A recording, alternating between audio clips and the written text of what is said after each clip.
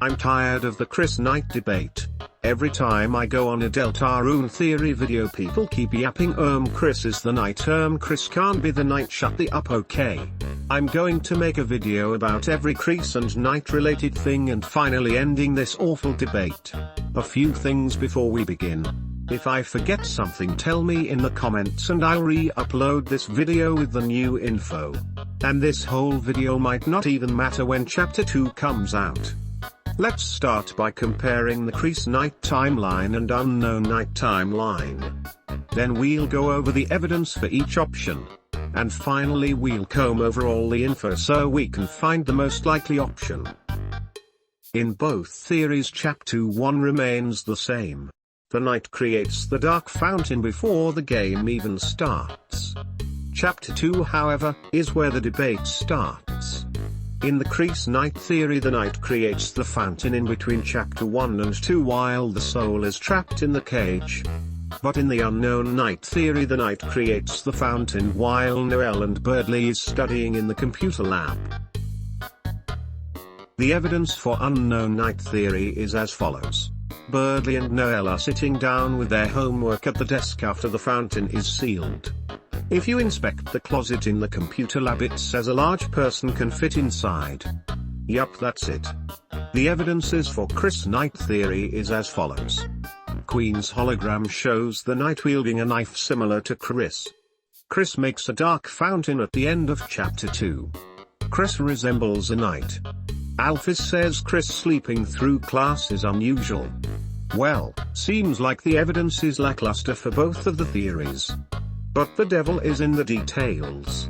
In this case the devil being the answer and the details being the counter evidence.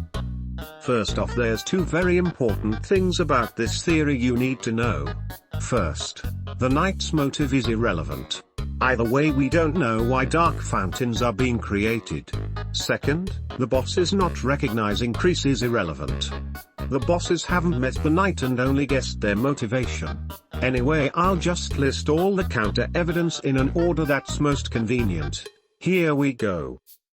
The most compelling piece of evidence for Kris Knight, in my opinion, is Alphys's line about Kris's sleep because it's the only point that isn't based on looks or countering Unknown Knight theory. Specifically it's referring to how Kris must have used a lot of energy to get to the library in the middle of the night and therefore would be very tired. But the problem with this is that someone pointing out Kris's behavior as odd is something that happens with every NPC in Hometown, so the likelihood of this meaning more than that Kris is possessed is debatable. An issue with Unknown Knight theory is that Noelle and Birdley never once mention the Knight even though they were in the room while it was created. Most people defend this by saying that they were asleep. But there's no evidence for this.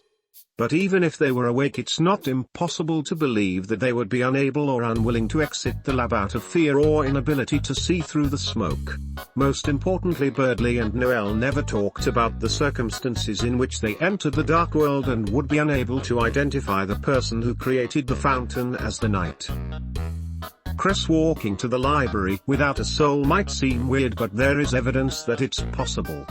Like them walking around the house in chapter 2 and slashing the tires.